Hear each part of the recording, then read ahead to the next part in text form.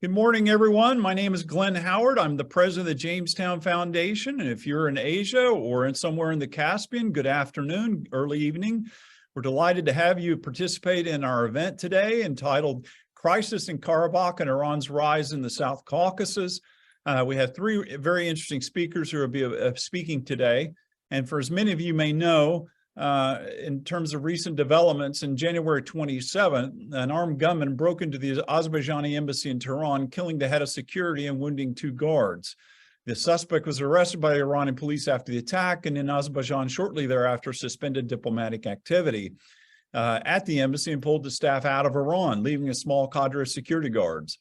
Tehran's police chief characterized the attack as the work of a lone gunman driven by personal problems.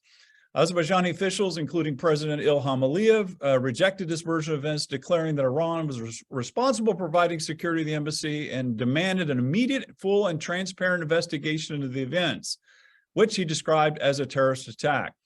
So many of you are following the events going on in the Caucasus, but what we haven't really addressed recently are the development of Iran's rise in the South Caucasus, Iran becoming a closer military ally of Russia, recently agreeing to provide Russia with the Mojahir 6 drone, which is an attack drone similar to the Predator.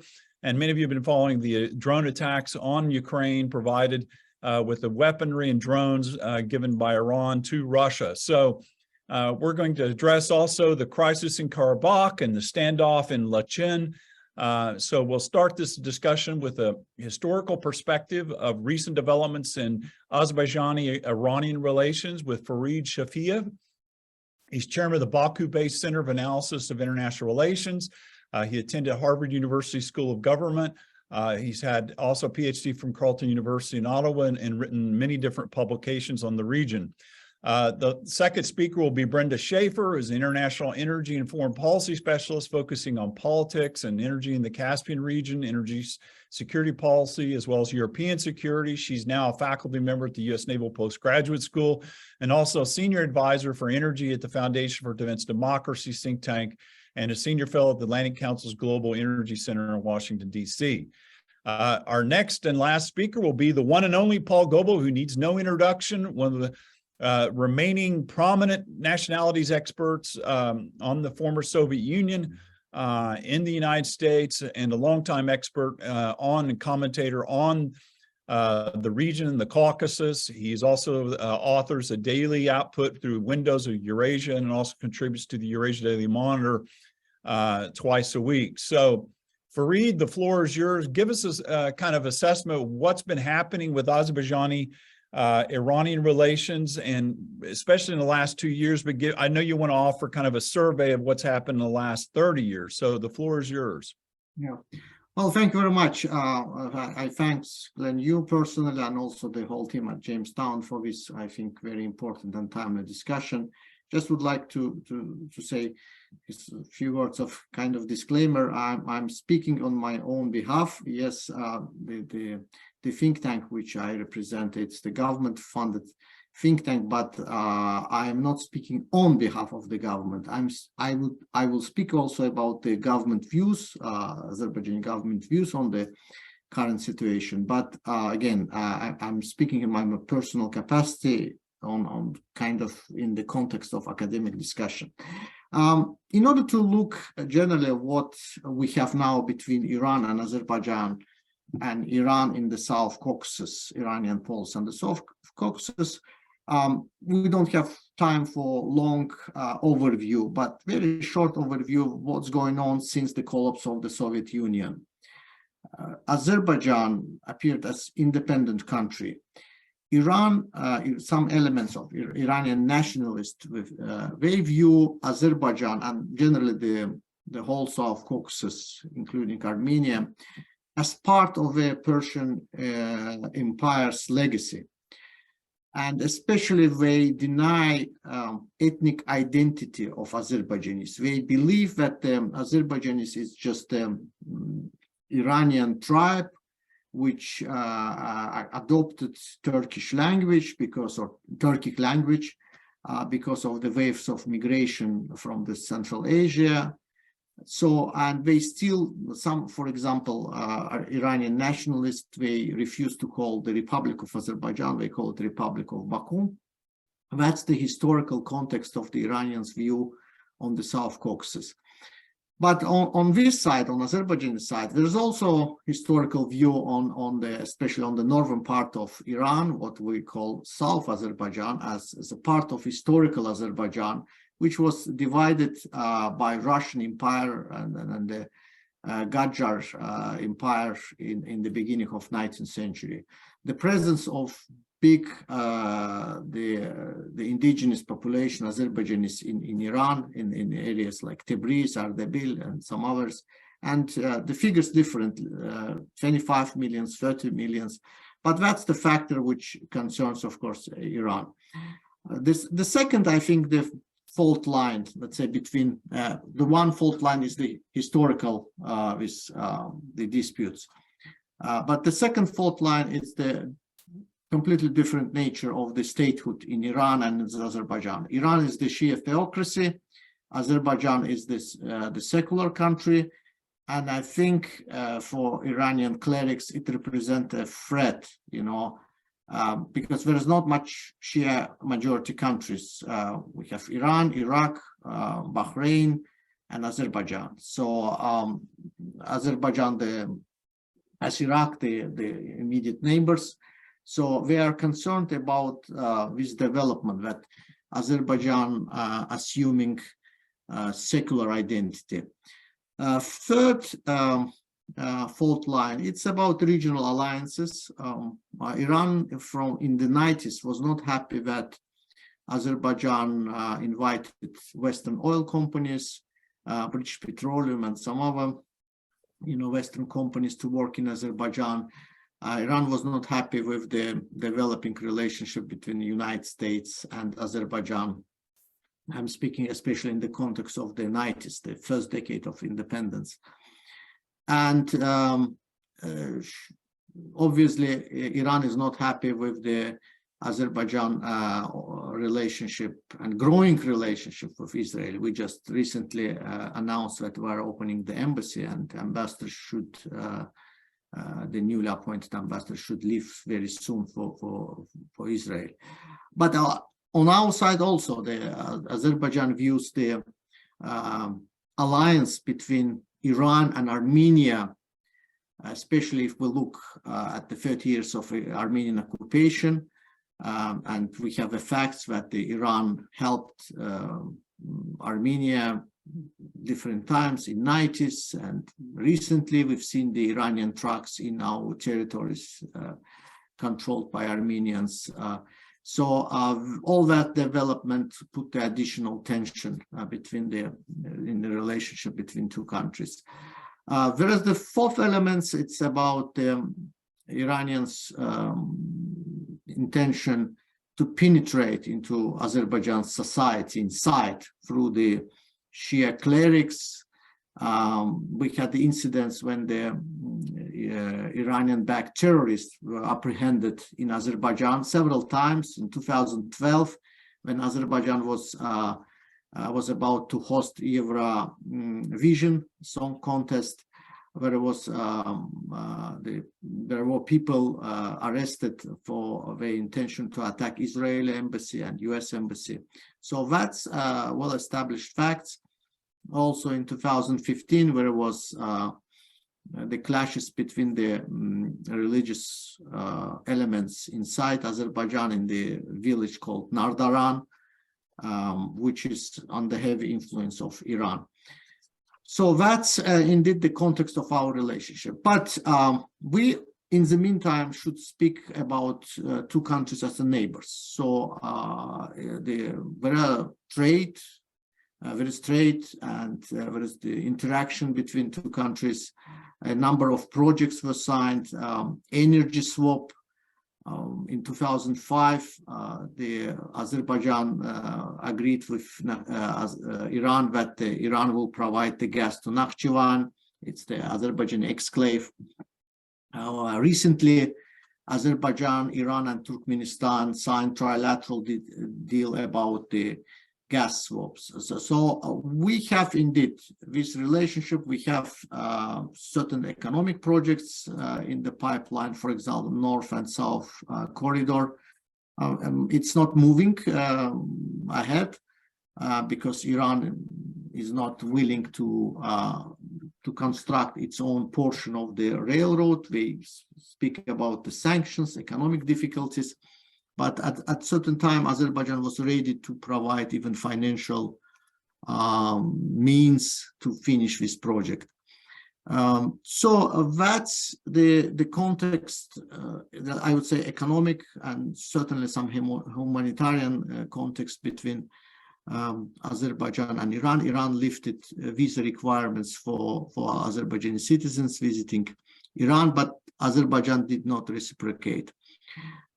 However, and also important point that formally Iran supported Azerbaijan's territorial integrity, even congratulated Azerbaijan when Azerbaijan managed to liberate its territory after 30 years of Armenian occupation. But that's on the diplomatic level. I think what became a shocking surprise for Iran, it's Azerbaijan's victory in the Second Karabakh War. Iran was happy that Azerbaijan is weak under occupation. It didn't represent kind of, from their perspective, threat to Iran on their northern borders. But once the Azerbaijan won the war, liberated territories, and I mean, Iran perceived Azerbaijan as a growing power in the South Caucasus. And plus two other elements here.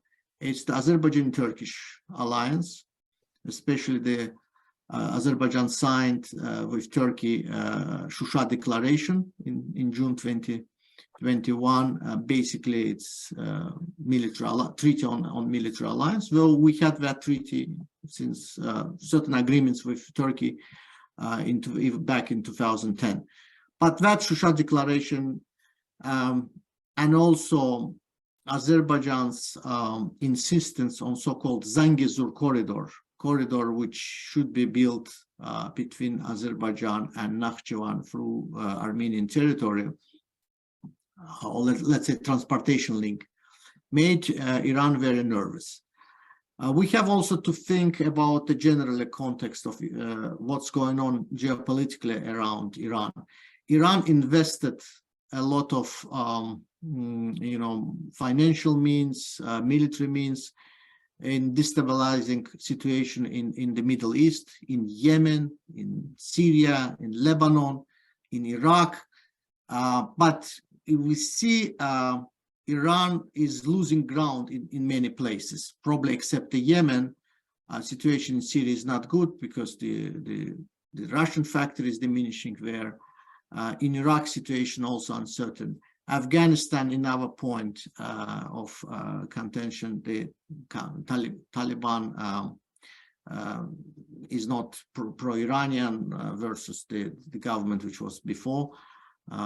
So we have to look also at the internal situation in Iran, internal instability, demonstration, manifestations, the failure of JCPOA.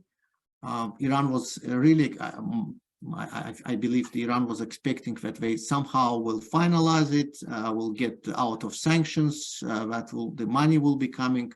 So that the whole situation made Iran very aggressive. And especially we're speaking about the fraction inside Iran, and not the fraction, but basically the ruling elite, it's the Sepa, Revolutionary Guards. So I believe, and because I had the contacts with some Iranian diplomats, even the prior of this attack on Azerbaijan embassy, I had the feeling that they wanted to kind of improve relationship, but when this attack happened, we've seen in Iranian media a lot of anti-Azerbaijani articles, video clips threatening Azerbaijan, and those clips, the articles in the media outlets which controlled by Revolutionary Guards. So definitely we are at the forefront of the policy of the pressure against Azerbaijan.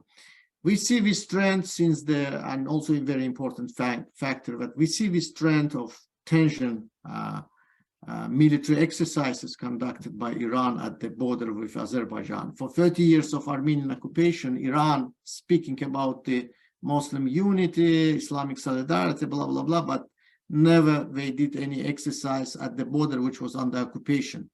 But now, since it's liberated, they conducted several military exercises, and some of those, the nature of military exercises, putting the pontoon bridges, definitely it's a kind of signal of the readiness of Iranian army to cross the river on the north and attack Azerbaijan.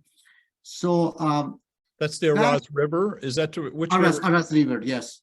And that's happening since the arrival of this government, Raisi government. The Raisi government came to power in July, and the first exercise was done in, if I'm not mistaken, 21st of September, 2021.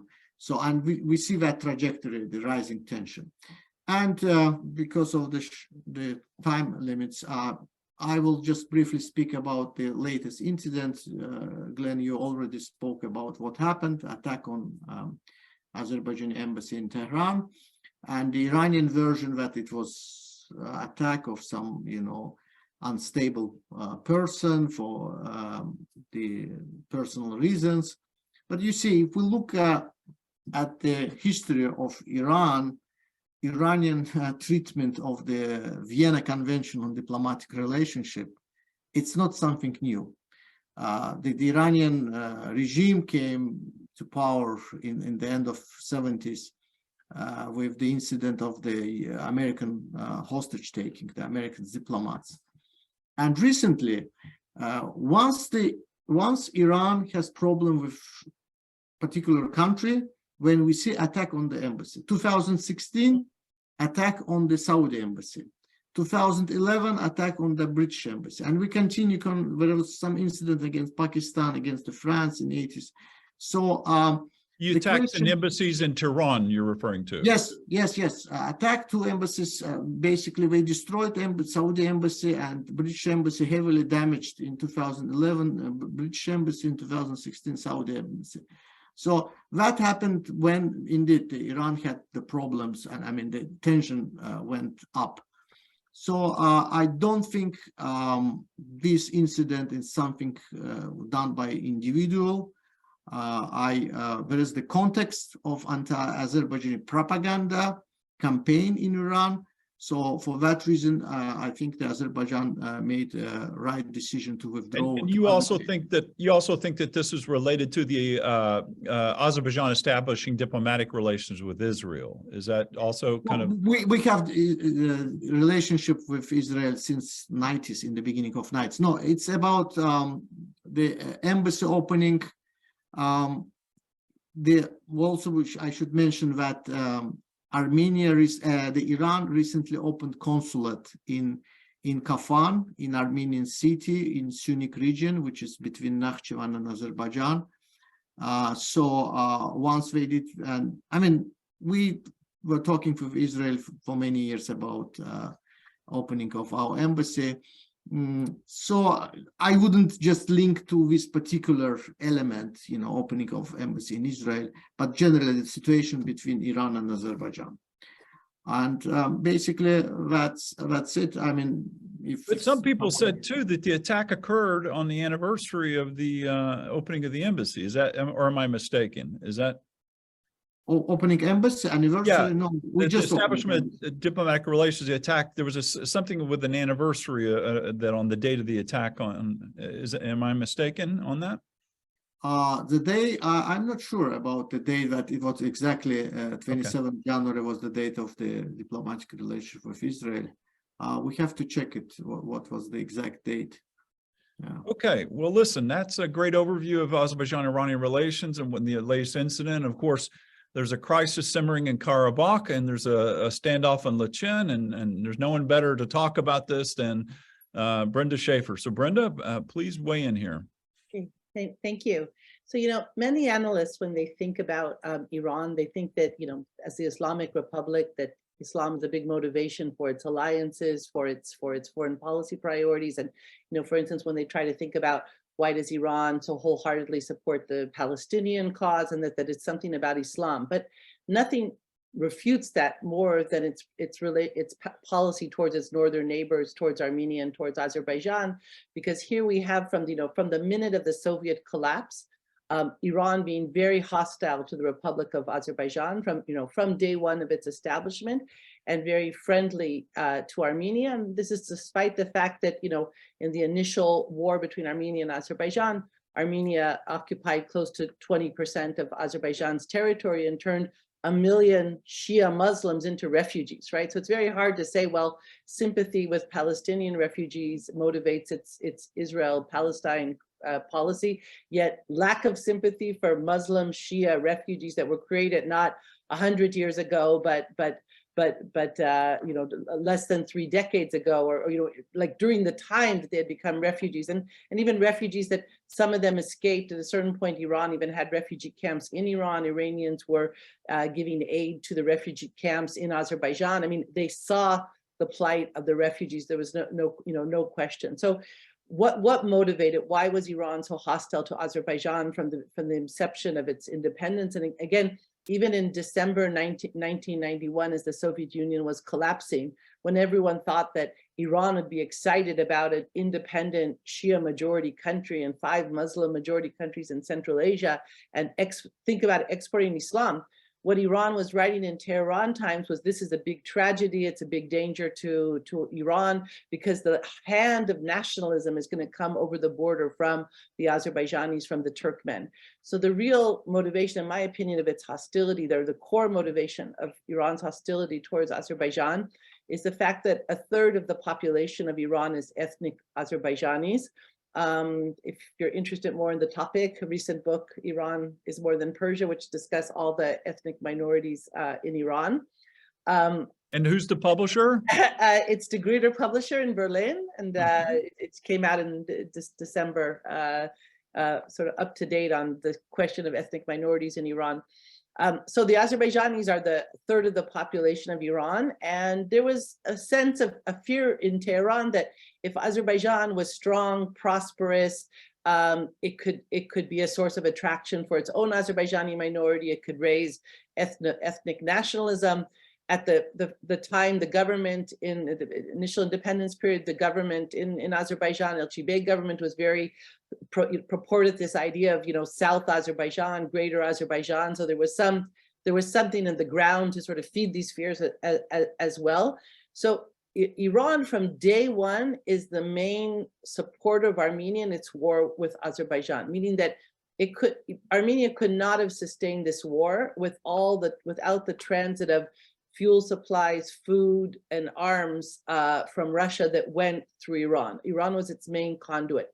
Why is it really important to look at the dates of this? Again, like from 92, 93, 94, through this whole period, all of the Russian aid to Armenia goes through Iran, because Georgia was in a civil war, and Russia doesn't have a direct border, and so it couldn't use Georgian territory, obviously couldn't use Azerbaijani territory.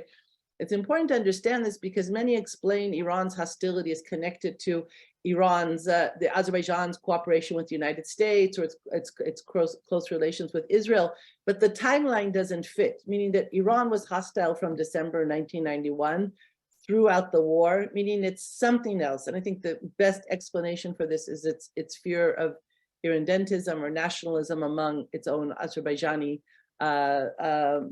minority. So we have through the first war, and again, even Armenia, this is not something debatable, even Armenian government has thanked Iran many times on being its lifeline, given its food security from the first war.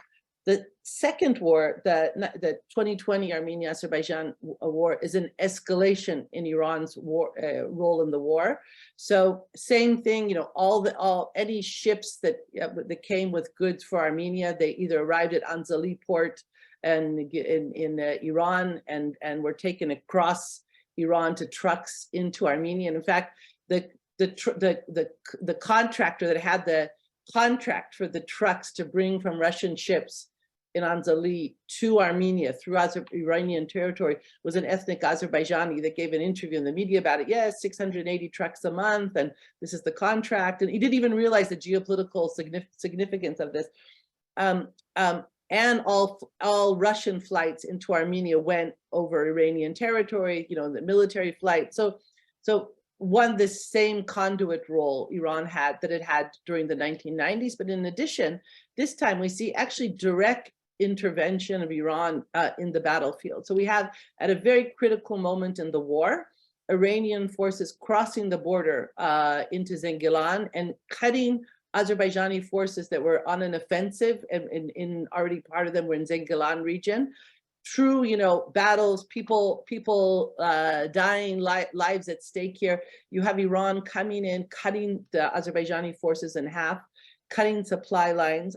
I believe that even Azerbaijani soldiers, probably 6, died because of this intervention.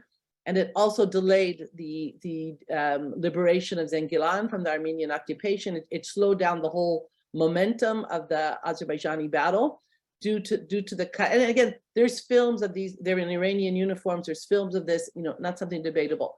Iran also gave information to Armenia on troop movements. Iran sometimes disrupted Azerbaijani military communications, at the border area. So this was not just being the conduit of fuel and arms and food, but also actively participating. Probably also a big part of the Armenian success in the July 2020 attacks on the eve of the war in Tammuz, and some of their success around Khendi was due to Khendi was due to tunnels that Armenia had built. Probably this technology they received from Iran, because it's the same kind of tunnels that the IRGC has taught, the Hezbollah and the Hamas to use, very sophisticated tunnels that are very difficult to detect them, and really sort of military standards. And more of these tunnels have been uncovered as Azerbaijan, starts construction and surveying of the liberated territory. So here we see Iran, directly involved. The war was also, though, it was a turning point for the ethnic Azerbaijanis in Iran.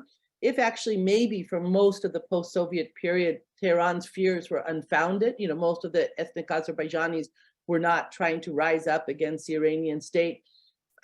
Things that started to change over the 1990s, over the years, especially with Turkish television and Azerbaijani television beaming into most of the homes of the Azerbaijanis in Iran, and them not watching Persian language television. Turkish and Azerbaijani cultural figures, music figures. If you even look at, for instance, the social media of so many of these young women who've been shot, murdered in Iran in the recent demonstrations, that about half of them were ethnic Azerbaijanis. They were all following, Turkish singers. Their social media was in the Turkish language, and so you see this real sort of the social media really enabled a real resurrection of ethnic identity in Iran. But the war was at a particular turning point, because when the ethnic Azerbaijanis saw trucks with Russian arms going through their provinces and going into Armenia, when ethnic Azerbaijanis went to the border, despite Iranian government attempts to disrupt it, went to the border, saw the battles live, and cheered on the Azerbaijani soldiers. This was a turning point, and I think actually Iran, sort of by helping Armenia, actually set the stage to have more of an ethnic problem than it would have had if it wouldn't have helped. The war also left Iran as sort of the major strategic loser. So if the war brought to Azerbaijan liberated its territories, it demonstrated that it had a very sophisticated, well-trained military. This brought Turkey, further into the region. In a certain extent, it also strengthened Russia's position in the region, because there are Russian so-called peacekeepers now deployed in Azerbaijan. There will probably be Russians on the, if Zengezur corridor opens, there will probably be a Russian, potentially a Russian presence there. So the big loser is actually Iran, because now Russia and Turkey, have additional presence on its near its northern border. So we're seeing now with from last summer, there was a sort of an intensification, acceleration of a Western-led peace process between Armenia and Azerbaijan, mostly together between the US and the EU, is making significant progress towards a peace treaty. And of course, if there was a peace treaty between Armenia and Azerbaijan, who would be against this? This would be Russia and Iran, because they need to keep that conflict alive in order to have a lever. So we see both Russia and Iran from last summer trying to disrupt the peace process. And it even gets to Iran deploying IRGC contingent in Khan Kendi, among the Armenian population living in Karabakh, under the support of the Russian peacekeepers. Probably they're training, giving training to the ethnic Armenians in Karabakh in order to keep the conflict alive. It was very interesting with these IRGC members. They have their identity cards, and they all come from this. How surprising! They all come from the same city in Iran. They're all the same age. They live in the same region where there happens to be a major IRGC base. So again, there's an escalation here with Iran's activities towards the conflict towards Azerbaijan. And I would just say that in addition to the question about the embassy attack, which is a further escalation, 2 weeks before the attack, the commander of the IRGC, Sepa, warned Azerbaijan that it's going to pay for its foreign policy choices, for its actions towards Iran. I mean, they're very explicit warning. It wasn't like, oh, this just happened in no context. There was a warning that this was going to happen, and Iran made good on its promise. So maybe I'll leave it at that. Okay, and we do want you to go into what some of your on what's happening in Karabakh with the Lachen standoff also, but maybe I'll turn the floor. We'll come back to that in the question and answer session. I'll go ahead and move to Paul for right now, and circle back with you on that. Okay, thank you, Glenn, and thank you for organizing this session and inviting me. As everyone else, I'm sure I've learned enormous amounts from both of the previous speakers. What I'm going to try to do is not to point to so many specifics as to talk about the elephant in the room, and that is, of course, the emerging alliance or axis between Moscow and Tehran, because I think that much of what we have talked about today has to be looked at with an entirely new eye than it did before that alliance emerged. There has been a convergence of interest between Russia and Iran on certain issues, as well as many differences, of course. But the emergence since the start of the Russian war in Ukraine has been so great that I think we have to revisit much of what we understand, and having done so, then we need to revisit what we actually do. For most of the last 30 years, I can certainly testify, Western analysts have assumed that the three most important actors outside the Caucasus were Russia, Turkey, and Iran. And they've also assumed that since the three had such divergent interests, they would act as counterweights to each other. Because of Turkey, Iran would be limited. Because of both Turkey and Iran, Russia would be limited, and so on and so forth. And that all of the discussions that have focused on one or another have thought in terms of that limitation. And from that, people drew the conclusion that the European Union and the United States, Western powers more generally, could exercise more influence in the region than would have been possible if there were not three competing sources elsewhere, and that they could do so with a relatively small commitment of resources. There was an assumption that given this balance, if the West did something, if the EU or the Americans did something, they could achieve more than would otherwise be the case. I mean, if there's a balance, you can move things with a small amount of effort. If there isn't, you need a much bigger one. Now, I would argue the situation has changed. because two of the three most important outside actors in the Caucasus, Russia and Iran, have formed an axis. First, military, but more importantly, strategically. And that changes everything else, because it means that the possibilities for the three countries in the region have changed, and the possibilities of outside actors like Turkey and the United States, the European Union, and Israel have changed as well.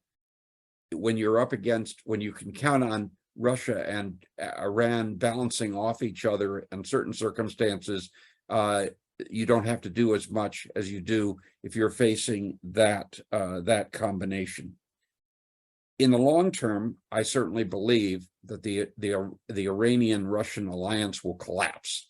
I think that the differences between the two powers are simply too great to make that possible. And I think the successor regime to Putin's and the current regime, and however it evolves in Iran, will move in different directions, each undermining the interests of the other country and making it far less possible to have an impact on the South Caucasus than they can have together now.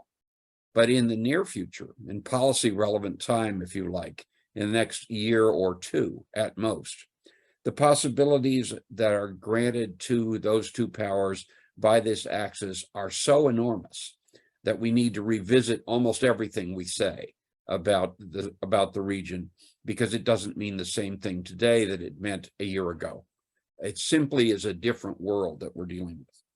In many respects, it seems to me, what we are seeing now is a recapitulation of what happened in the 1930s when Britain, France, and other Western democracies acted on the assumption that that Nazi Germany and the Soviet Union could never reach an agreement. The two said they hated each other. The two said they would never cooperate. The two had said very clearly that the other regime was the one they most wanted to destroy. And then what happened? Molotov-Ribbentrop. And they came together. And when they came together, what the West was capable of doing changed dramatically. What the nature of the threat the West had to counter changed dramatically. It could no longer assume that the conflict between Germany and the Soviet Union was so great, so overwhelming, that it would keep Hitler's war machine away from them. It would mean that what was going on in the countries in between, either the West could do nothing about, or had to do something, some kind of security guarantees, which would ultimately open the way to a bigger war. Now, this analogy, I would hasten to add, isn't perfect. Putin's Russia and the Ayatollah's Iran are not exact equivalents to Stalin's Soviet Union or Hitler's Nazi Germany. Neither of the current powers is as strong as its predecessor. Both have domestic problems and aspirations that are different in kind than those which Berlin and Moscow had in 1939.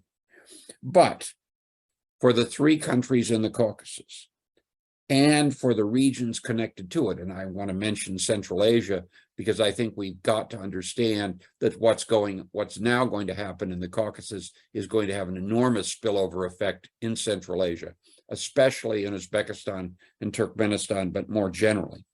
Can you explain why, Paul? What do you say? I can go into it. It's simply, we have acted as if the only north-south corridor available to Moscow and Iran is through the Caucasus. That's not true. The fact is, the Russians are trying to develop, as are the Iranians, a shipping capacity on the Caspian and an expanded rail transport system along the eastern border of the Caspian Sea through Uzbekistan and Turkmenistan. What that means is the assumption that Moscow and Iran's policies are limited by the need to have that north-south corridor. They don't have to have it. They can go east, either on the Caspian, and if you look at the development of ports in the north at Astrakhan and Makhachkala and in Iran, on the southern borders, southern shores of the Caspian Sea. And if you look at the different costs of expanding rail traffic through Central Asia, as opposed to what, as Farid has quite clearly showed, the Iranians can't possibly afford to build that last 140 kilometers of line. It goes through some of the most mountainous territory that one can imagine.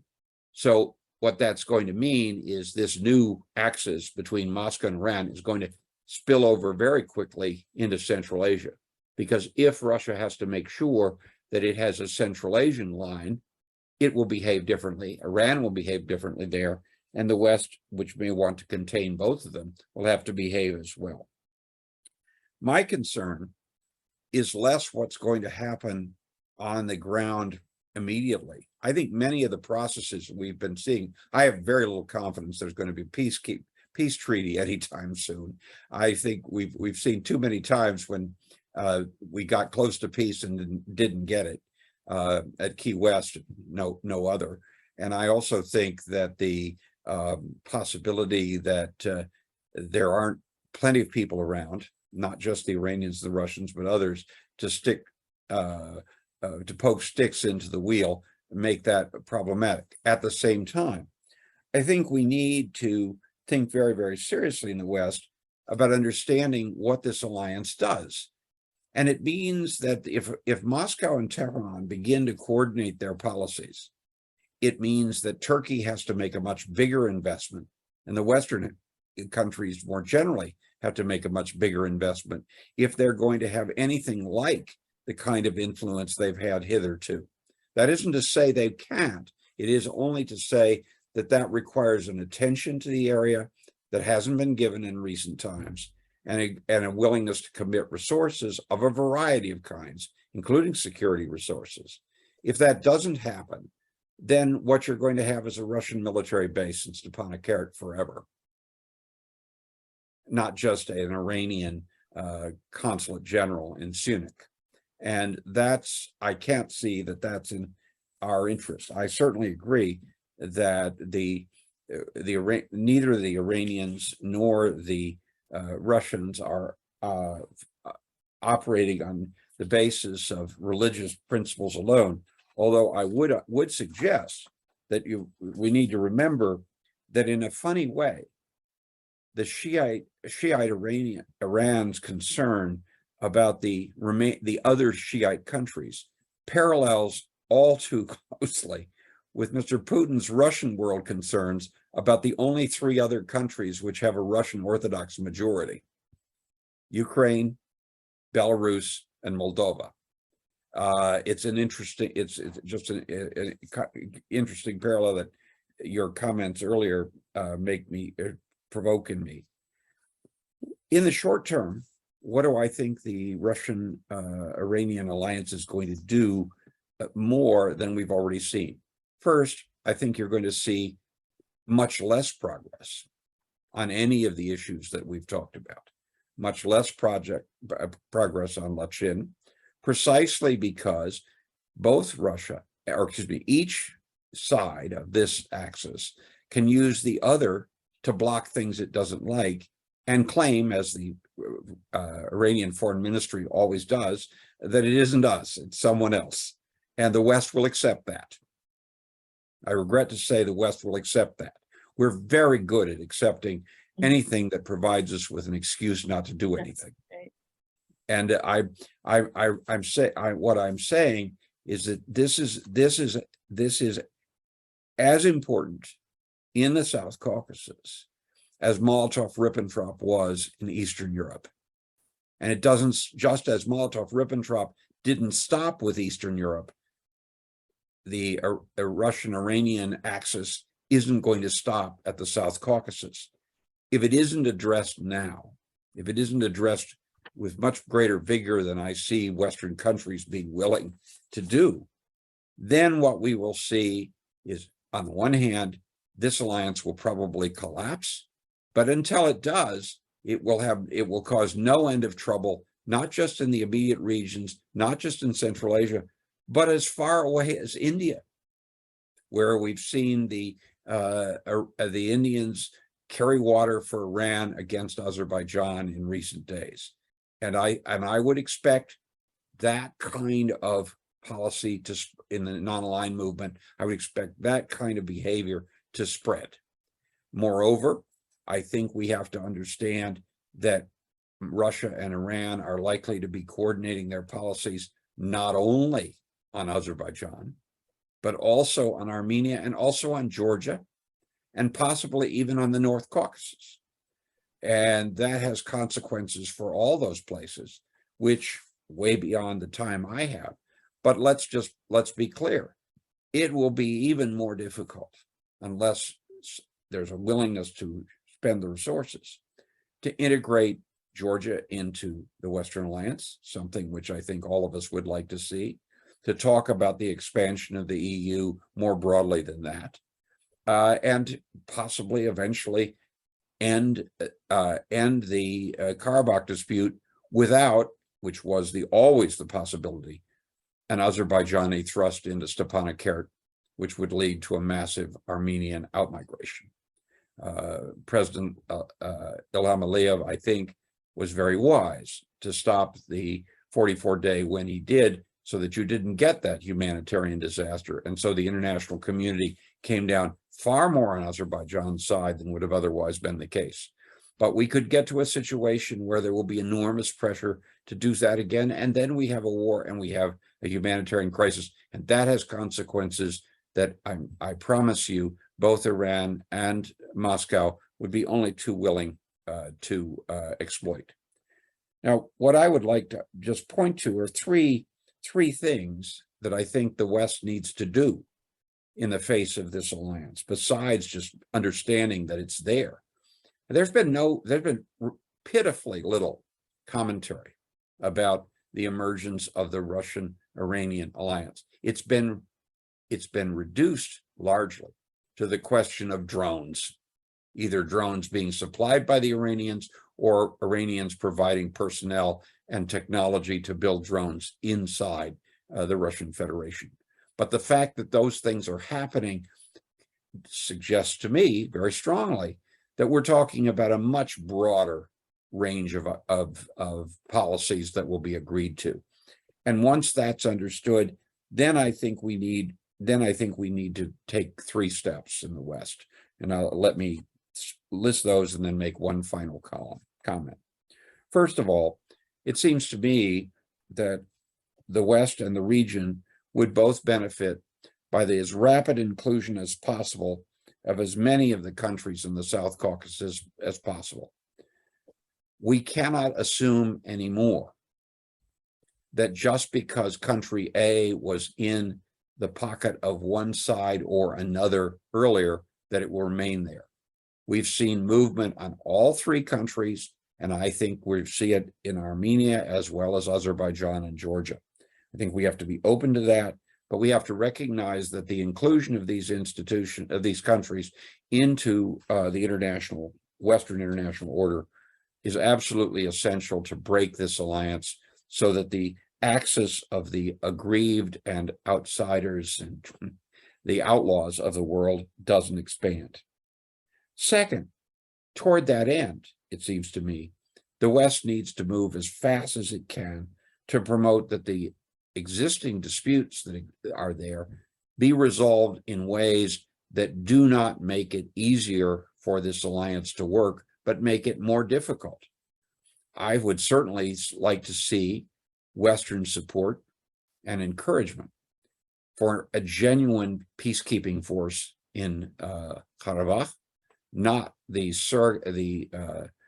simulacrum of a peacekeeping force, which is the Russian occupation.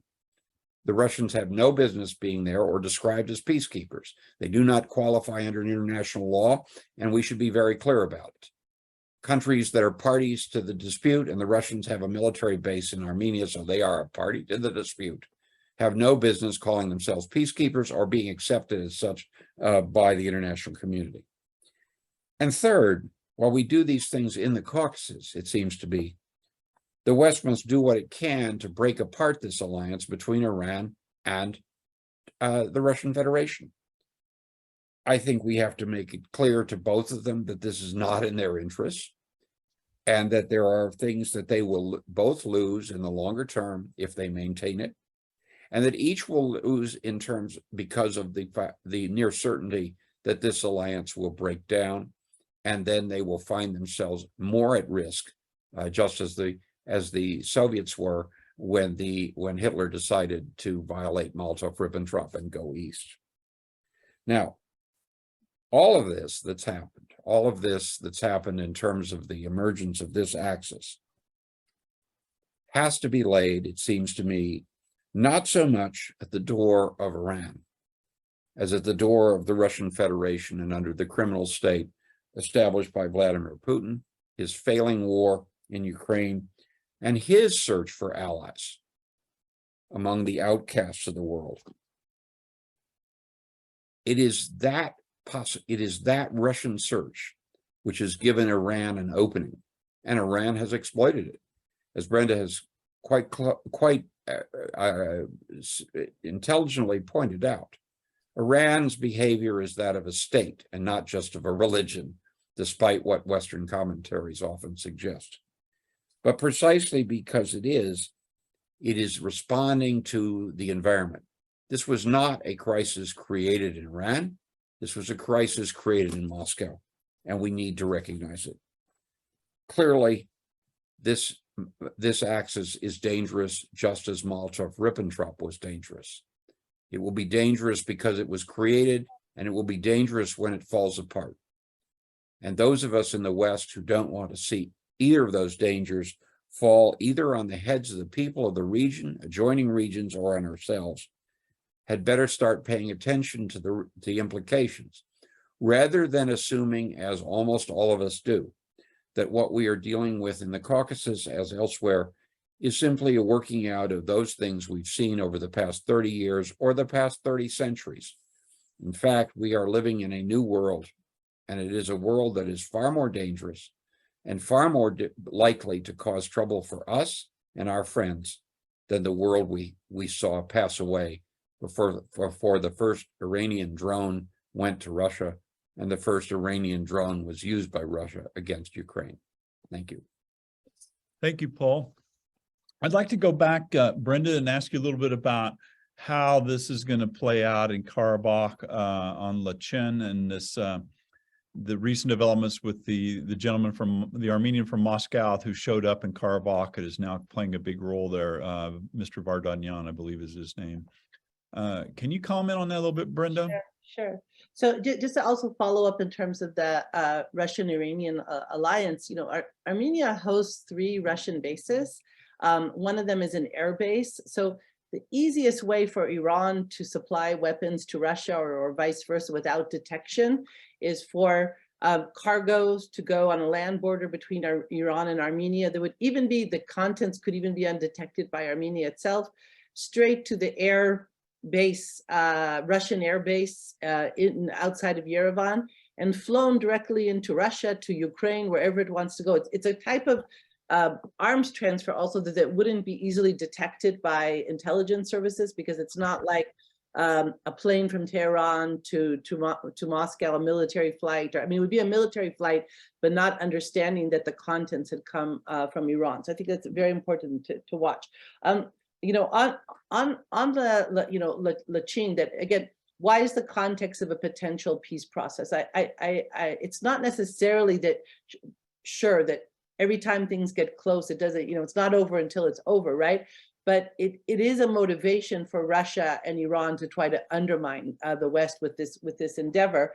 And we've seen on the Lachen, in contrast to this narrative that it's just a, you know, a nice humanitarian corridor. We've seen on Lachen in the past, especially from 2021, Armenian mines, Armenian soldiers. You still have Armenian troops in Karabakh. You know, you know, it's not just Armenian militants, which also forbidden inside the territory of Azerbaijan, right? But not just Armenian militants, but Armenian military proper that go on the Lachen corridor and enter into Karabakh.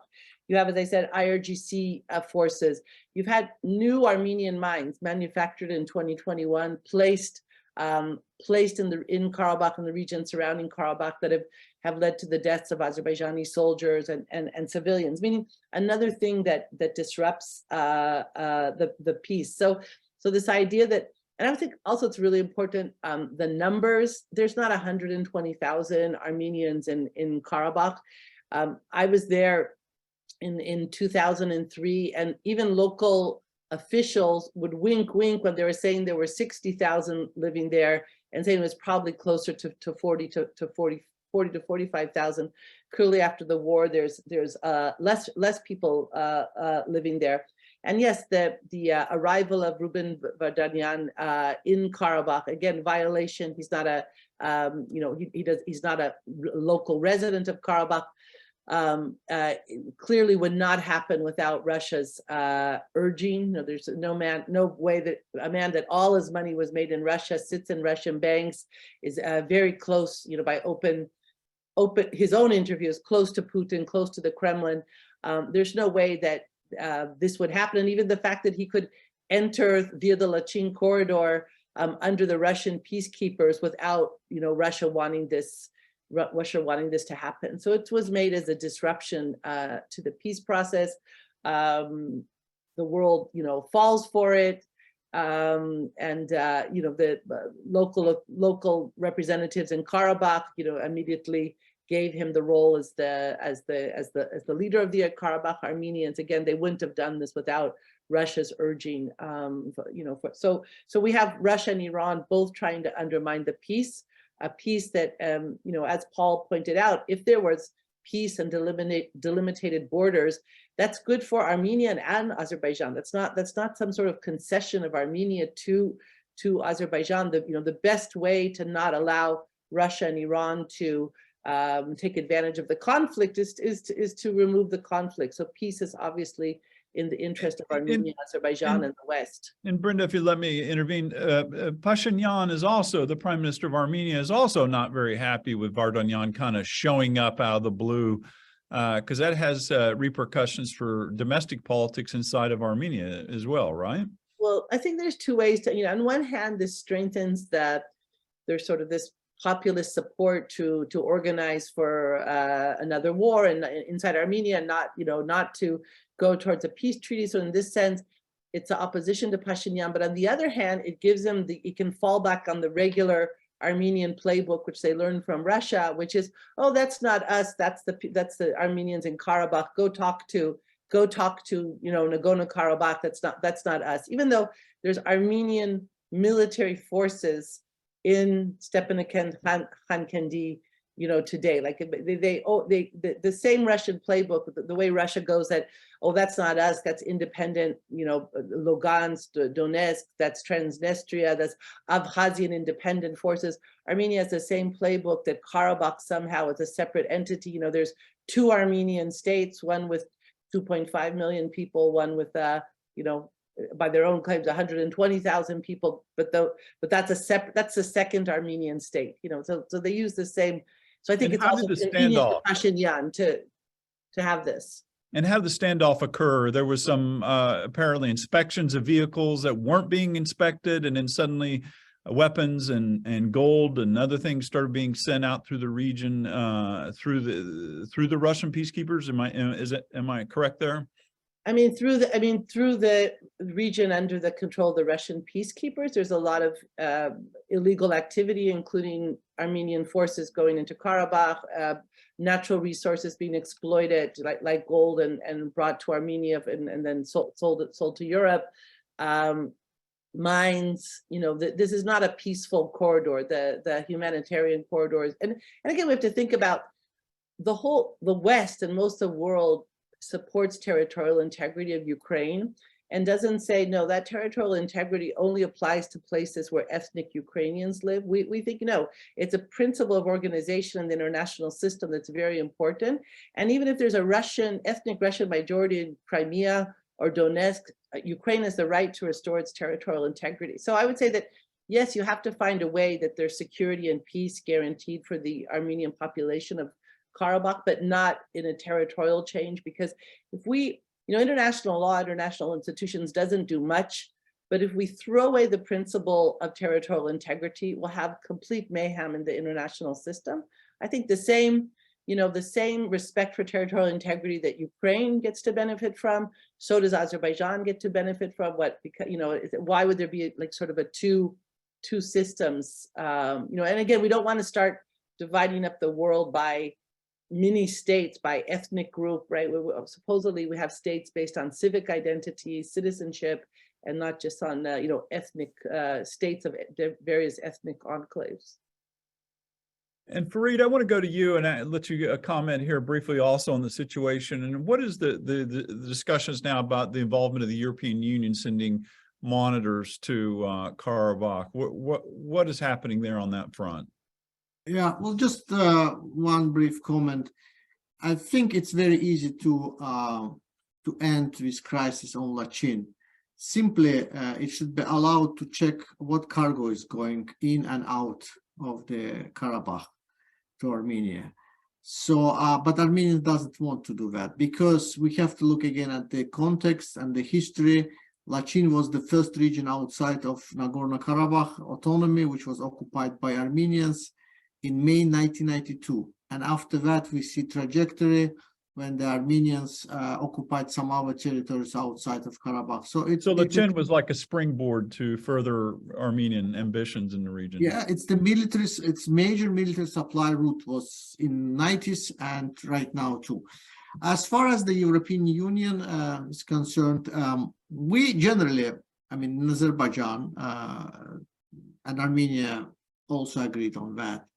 We started working on the peace treaty and the auspices of EU President Charles Michel, where it was five meetings, one in 21 and 4 in 22, had some positive, let's say, dynamic. Unfortunately, last meeting, it was France, which insisted to be present. Azerbaijan agreed.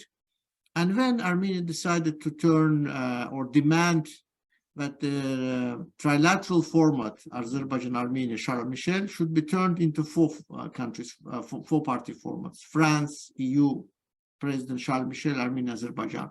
And that's obviously, Azerbaijan refused because France, during the war, and after the war, the Macron several statements was utterly anti-Azerbaijani. So France is not neutral broker in this equation.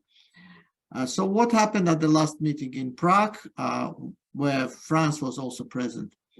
There was a proposal to deploy EU civic mission on the border between Armenia and Azerbaijan to control the situation, to monitor. Azerbaijan agreed to work with this mission, not to accept on its territory. And our approach should be understood again in the context of this 30 years of occupation. On a number of occasions, Azerbaijan approached the European Union, including during the Tovuz clashes, which happened on the border outside of Karabakh. It was clear provocation, it was not related to the Karabakh. So, but always European Union approach was, it's not us who are not the negotiators, who are not brokers. Go and, resolve this issue with the OSCE Minsk group or bilaterally. So EU expressed no interest to be involved in this issue. And now we see this big interest, big push from EU to be there to control the situation. And that indeed, in Azerbaijan, Azerbaijan cannot accept such attitude, especially knowing that there are players like France, which will be anti-Azerbaijani, biased. That's the one issue. The second conceptual issue, okay, we don't have border. Border was under occupation for 30 years. There are no posts. There is no delimitation, no demarcation. How the EU mission is going to identify whether its violation happened here or there. So what's the Azerbaijan approach? We need to sign the peace treaty based on the mutual respect of territorial integrity of both countries. and then to launch the process of delimitation and demarcation. In this context, again, Azerbaijan is not against EU involvement per se in this negotiation process. And as I said, Charles Michel's office was quite constructive and useful. But with the setting and the modalities of the mission raises concern in Azerbaijan. And Brenda, let me go back to Brenda with a question about where is U.S. policy now? We were going to appoint an envoy to the to the Karabakh conflict, and then that envoy has departed. I mean, what are your perceptions of U.S. policy towards this region? It seems like they want to get more involved, but they're kind of having trouble doing so. Yeah, no, I mean, I think the peace process started in last summer. I think the U.S. government was acting very, very intelligently, meaning that it was a very serious but very quiet process. You know, making progress. And I think there is this understanding of how important it is to remove the conflict, have a peace treaty, have delimitation. Like Perry says, if you don't have delimitation, how can you talk about you're always going to have conflict, even in places where, you have on the Canadian-American border in Maine, there's a lighthouse where an American naval officer sleeps every night to make sure that Canada doesn't take this one piece of territory that's not agreed upon in the Canadian-American delimitation. So of course you need delimitated borders. I'm not sure if everyone understood the significance of Vardanyan coming to Karabakh, and how much it's a Russian emissary. And like Paul said, that whenever we have anything that we can hang on to that allows us not to act. So just to say somehow this is local and this isn't Russia disrupting the peace, it's always convenient for us. I think U.S. government doesn't monitor much the question of ethnic minorities in Iran and understand how that affects Iranian policy towards the region, Iranian stability. As I pointed out in this book, Iran is more than Persia. 40% of Iranians don't consider themselves fluent in the Persian language. To understand how this is affecting these current demonstrations and wave of anti-regime activity, which Iran in many ways blames Azerbaijan for. It blames outsiders, Azerbaijanis, Iraqi Kurds. And you really need to understand this ethnic piece in order to understand what Iran is doing, whether it's in Iraq or in the South Caucasus towards Pakistan, Afghanistan. The ethnic issue is a big component of all of its foreign policy priorities. Thank you. If anybody, Paul, if you have a question or you want to just raise your finger, I'm not trying to dominate the conversation here. No, I've learned more from the two people who are real experts on the area than I can contribute. I would simply add that one of the things that lies behind my own fears about what's going on is that up until Pashinyan took power, Yerevan had been dominated by all its previous presidents, have been dominated by people who came from, were born in, or lived in Karabakh, an important part of their lives. Nikol Pashinyan is the first Armenian leader who isn't a Karabakhi. That's not. I'm sorry. Yeah. I'm sorry. After Terpetrosyan was not also born from Karabakh, but he came to power on the wave of Karabakh movement. Well, he exploited unhappiness, but I think that he's much less tied emotionally to Karabakh than any of his predecessors. Certainly anybody since Terpetrosyan. That doesn't mean that I think he's going to make an agreement that he's ready for an agreement that Baku would be pleased by entirely. I'm simply saying that there was a greater sense of fluidity until recently, and that I think that was one of the factors that led the Iranians and the Russians to move as they did. Because I completely agree with Brenda that if you remove this conflict, if we could simply proclaim it over, okay, and it really was, that it would be much more difficult for the Iranians and the Russians to cause trouble. There are other things they would cause trouble in, to be sure, but it would be much more difficult. The problem is that this is not an easy problem to solve. It is easy to declare, recognize, delimit and demarcate borders. That's not so difficult. The question is, what kinds of other things is your own population going to insist on, either because your population was expelled from an area, as it happened with hundreds of thousands of Azerbaijanis who want to go back and who want rights to go back, and also ethnic Armenians who feel they have an investment in this. Overcoming those kinds of concerns going to be very difficult, even if you can get a piece of paper and lines on the map and demarcations of the map. So that's eliminating. I certainly favor doing vastly more on our part in the West, in the United States, to promote an agreement. I think that has to mean something other than just going back to the Minsk group. I was personally somewhat encouraged by the fact that the new American official who's been an ambassador designate for this area was not designated first and foremost as the American co-chair of the Minsk group.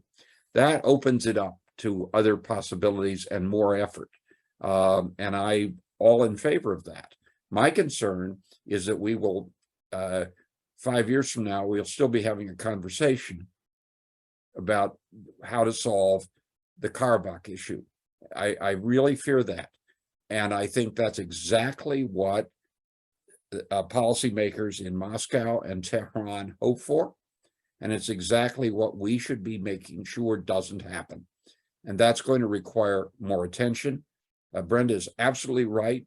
People in Washington don't pay attention to the ethnic composition of major powers. It wasn't just Iran that they don't pay attention to that. I can personally testify that as late as 1989, your humble servant was the only person employed by the US government working full-time on all of the non-Russians in the whole Soviet Union. If that isn't a lack of attention, I don't know what is. And so all of us are lucky that you were paying attention, and I was paying attention. And we're reading your articles. We're very lucky. What I'm saying is, you're absolutely right. Your book should be on the table of a whole bunch of people, although it's probably has too many words in to be on the table of many. But it's critical. People don't understand it. They don't understand the Southern Azerbaijan issue. They don't understand all of the ethnic issues. And I didn't have time to talk about it. But guess what? One of the things that we're going to have to address is that if the rail line goes south through Turkmenistan into the Tehran network, it's going to go through some ethnic areas that are not Azerbaijani, but are not Persian either. And those areas we should be paying a whole lot more attention to, because they may create real problems in the coming months. By the way, the last wave of anti-regime activities, you've seen exactly reactivization of the Turkmen, of the Caspian peoples that have been pretty dormant since the revolution. They were hit so hard by the Khomeini's revolution and forces that. But your reference to the Turkmen. Actually, Turkmen are the front cover of the book. Good for you. I think it's completely. I 100% agree with you that completely overlooked and very important. Fareed, let me ask you about how is Baku now looking at the, Azerbaijan and Armenia sent representatives to Washington, met with Jake Sullivan to discuss the issues of Karabakh. I mean, what was kind of the outcome of those discussions, and where do you think the U.S. position is now? Well, generally, also would like to refer to what here the great speaker said. Our colleagues, I don't see really coherent U.S. policy in the South Caucasus. I mean, the clear vision, what needs to be done. This administration trying to do something, and I should note that, I mean, at least in Azerbaijan, and I assume in Armenia too, there's the positive attitude to US, to Washington's involvement. Jack Sullivan, there was meeting in Washington, in New York in September, and then in Washington. Generally, Azerbaijan would like to see also positive US involvement. And some people say it's the US/EU, it can be together. In EU, we have spoilers like France. In United States, we have also spoilers, US Congress and things like that. But at least in terms of the real practical job, which State departments are doing, I think can be greater input into negotiation process. There is I think another, we didn't much discuss Turkey. I think that Turkey is important balancing power in the South Caucasus against both Russia and Iran.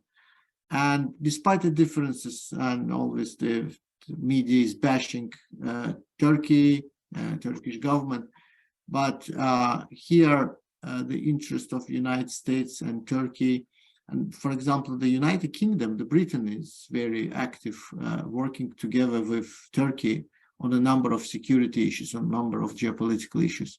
So Turkey also can be an important facilitator in the region. We've seen the Armenian-Turkish conversation recently. The Armenian foreign minister went to Turkey. But it should be clear that without the Armenian-Azerbaijani progress, there won't be any breakthrough on Turkish-Armenian issue too. So to summarize, I think there is the potential of more US involvement, but still there is not much. Again, we see coherency. There is no US ambassador in Azerbaijan. You see, again, it will be probably, again, people like Bob Menendez and some others will be blocking or creating obstacles for the nomination. I don't know. Yeah, that's a very good point. And we had a question from someone asking about Iran sending the drones to Russia. Are they using the Caspian and shipping military equipment through the Caspian to Russia? How is that, or is it being done by air? I've seen reports that it's been done by air. Drones are not very large, and you can put them in planes, and that the risks of putting them across on the Caspian Sea is that they could corrode. I mean, just the air is, the salt air would be a problem, and the trains have to go through somebody else's territory. So air is preference. I mean, you don't need an AN-10 to move these things. You can put drones on, the military equivalent of a 707. They're just not large. You're not talking about something that's 30 feet wide. You're talking about something that's 7 or 8 feet wide, and you can put those on small planes, relatively small planes. Thank you. Okay, well, does anyone have any concluding comments, observations, Fareed, or do you? I know there is the question about Turkmenistan, what's going on in Turkmenistan, the energy, the projects. Probably Brenda knows the subject better than me, but briefly, yes, there is the interest to from Turkmenistan to join to the energy projects going from east to west, but still Turkmenistan is a bit careful about the possible Russian pressure on, and also I think there is the lack of EU also involvement into the issue, because there is need for investment, significant investment in energy projects, and it should come from Brussels or from the energy companies. So maybe Brenda will speak too about this subject. And Fareed, where would you say in the future with Azerbaijan and Iranian relations, what do you think is going to happen as a result of this kind of crisis in relations? Where would you point to in the path forward? I don't see in the near future that the situation will be improved. Much will depend on also internal dynamic inside Iran. Indeed, the outcome of, or let's say the dynamic of the Russian-Ukrainian war. But Azerbaijan always tried to manage relationship with neighbors and to be constructive. We should tell, I mean, it's the fact that, for example, for many years, it was an official ban in Azerbaijani state media to criticize Iran. So this tension clearly was not created in Azerbaijan or by Azerbaijan, but by Iran. So, but I don't think we will see anything positive in upcoming months. Okay. All right. Well, thank you, everyone. We really enjoyed your participation today. We'll be posting this event online afterwards on YouTube. Hope to see you again virtually and in person at some point. And thank you again for everyone for watching and listening in today. So Brenda will be sure to get a copy of your book. So Iran is more than Persia, ethnic politics in Iran. okay. Thank you. We'll be on the lookout for it. So thank you, everyone. Have a good day. Thank you. Bye.